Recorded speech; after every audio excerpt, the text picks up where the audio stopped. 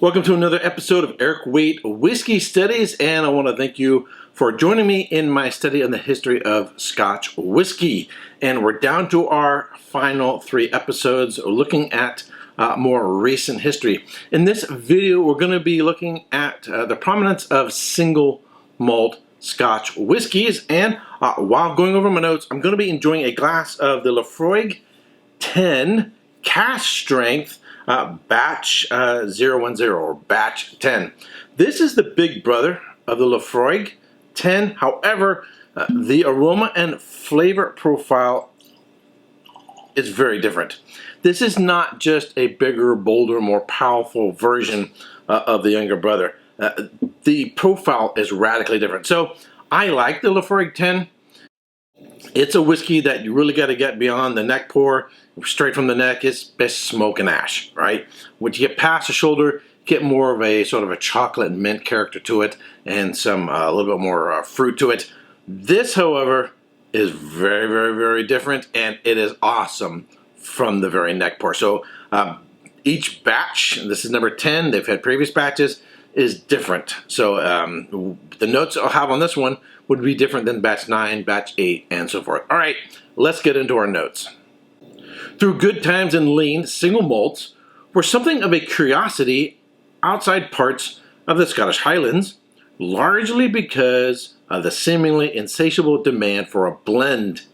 One notable exception was William Grant & Sons Glenfiddich, which had once again begun exporting in 1963 and established footholds in many overseas markets where it would dominate for decades to come. Glenfiddich was not alone, however, in flying the flag for single malts, with fellow Speyside brands like Glenlivet, Glen Grant, and Macallan, or Macallan, C-A-L-L, Cole, in American English. And yet, I'm supposed to say Macallan, or the Macallan, and not Macallan, but we'll move on. Along with Glenmorangie, at least I pronounce that one. People say Glenmorangie. It's Glenmorangie, not Glenmorangie. All establishing loyal followings. Many of these distilleries were independently owned, and investment was made in high-quality marketing campaigns and an emphasis on traditional craftsmanship and the importance of individual single malt characteristics. All right, let's take a wee whiff. Yes, the smoke and the peat is there, but you don't have to wait for the fruit. And it's not just fruit, there's also a savoriness in this. For me, the magic profile is savory, salty, and fruity and sweetness. Savory and sweet with with saltiness to it and some fruitness to it. To me, that's like a magic combo that I just love. So there's chocolate. There is like a salted chocolate, some smoke, but also almost like baked ham. There's a savoriness to it that reminds me of a rub that you put on a tri-tip. Pear, apple, lime on the palate.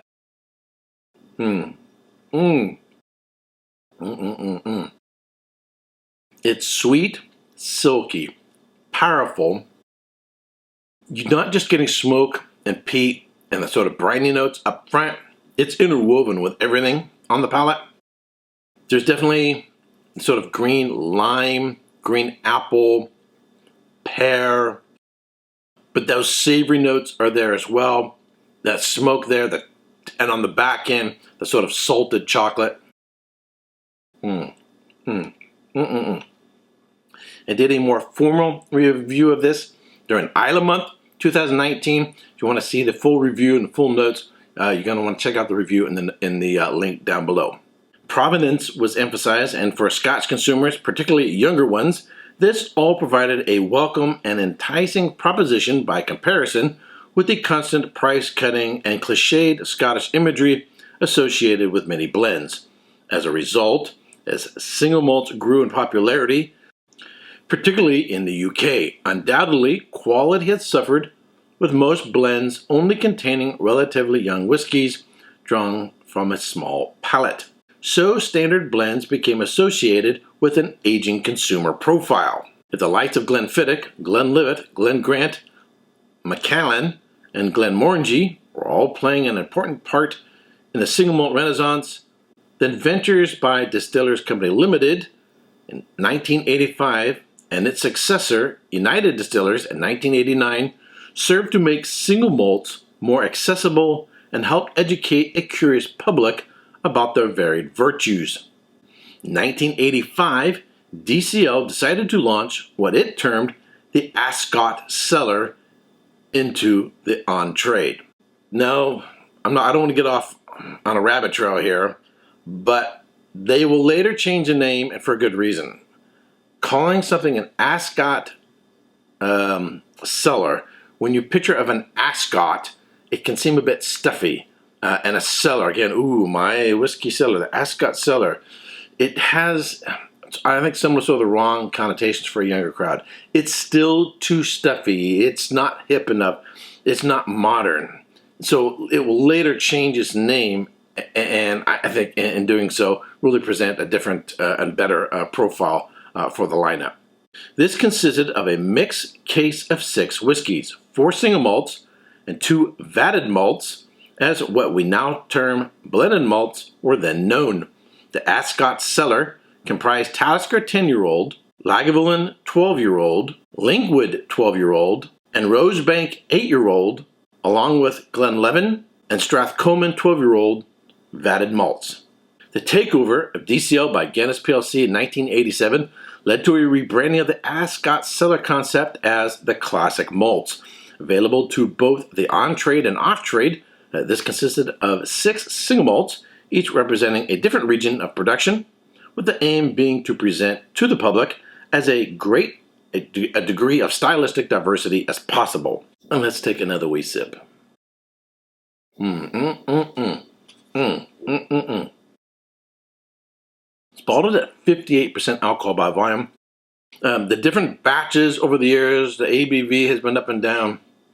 And I've actually seen different bottlings of this at different levels, depending on whether it's exported to the United States or sold domestically in the UK or Europe. But this is absolutely superb and potentially one of my top 10 for 2019. After an initial duty-free launch, the Classic Malts were released in Europe and USA during 1989 and 1990. A holding of all 6 whiskeys and an accompanying map detailing the malt-producing regions of Scotland was provided at point of sale, and the Classic Malts proved a great success for United Distillers, far exceeding initial expectations. Even Campbellton whiskies returned to popularity, with Springbank and later Hazelburn and Glengyle vying with the Classic Malt range in the pouring trade. A unique selling point was that all the processes took place on the same site. In 1997, Guinness merged with Grand Metropolitan, which owned International Distillers and Vintners, to form Diageo, an entirely invented name. So Diageo isn't derived from anywhere. However, the two components of the word Diageo, dia in Greek means through or throughout, and geo means the world. So this isn't stated, you can't read this anywhere. I just know the etymology of words. So the idea behind Diageo may have been this idea of going out throughout the whole world. The following year, IDV, which by then owned the best-selling blend J&B and Glen Spey and Strathmill distilleries, was merged with United Distillers to form United Distillers and Vintners. This success encouraged other distillers to release more single malts, helping to fuel the apparently ever-growing interest in the genre that continues to this day. Between 2002 and 2012, single malt exports rose by 190% from 268 million pounds to 778 million pounds. Range extensions were introduced with malts of increasing age, matured in different woods, or made only from locally sourced barley. Malt distilleries, which had mostly been for bidding buildings under lock and key, were suddenly refurbished from the 1990s as welcoming visiting centers on the tourist trail. They now play a critical role in marketing single malts and in Scotland's vibrant tourist trade. So, a few days after posting this video, I will be on my way to Scotland. Tourism, Scottish distillery tourism, is a very important part of the economy of Scotland and a very important part of expanding and furthering the image of Scotch whisky. However, as I just said from my notes, this wasn't always the case. For a long time, distilleries were not visitor friendly. Wineries in California and the Napa Valley are very, very, very tourist friendly. But a lot of old world wineries also hadn't always been very tourist friendly, and some still are not. But this is a changing idea as people begin to realize people have a curiosity about the whiskey or the wine that they enjoy, and they want to see where this glass comes from. When it came to choosing the classic malts, due consideration was given not only to the diversity of the whiskeys in question, but also the aesthetic appeal of their distilleries to potential visitors. Rosebank, located on the outskirts of the industrial town of Falkirk, lost out in the lowland category to Glenkinchie, situated in rolling countryside to the south of Edinburgh. The classic malts selected were Glenkinchie for the lowlands, Dalwhinnie for the highlands, Oban for West Highlands, Cragganmore for Speyside, Talisker for Islands, and Lagavulin for Islay. It is perhaps not surprising that these are all to be found in attractive parts of Scotland favored by tourists. Alright, so one of the things we have to remember is, even though most whiskey tubers who are reviewing Scotch whiskies, we tend to focus on single malts. We like to focus on special bottles. However, 90% of Scotch whiskey is still blends. 20%, however, of value is actually single malts. In other words, the big money makers in terms of per bottle are single malts. However, most people, the average consumer, is still consuming blended Scotch whiskey. So blended Scotch whiskeys are still very, very, very, very important. They are more ubiquitous. They are easier to find in bars, restaurants, hotels, airports, and so forth. But for the whiskey enthusiast who's perhaps taken a step up, we still really favor the single malts. Alrighty, if you have subscribed to this channel, I want to thank you very much. If you haven't yet subscribed, but you like watching my videos, I would greatly appreciate it if you would subscribe and share this video with your friends and fellow whiskey lovers on Facebook, Twitter, and other social networking channels. Until next time, cheers.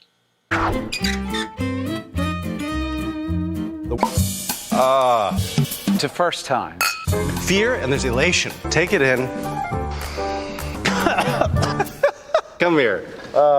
Where's your sense of adventure? I don't like whiskey. This is love on top of love. Why does it make me so sweaty?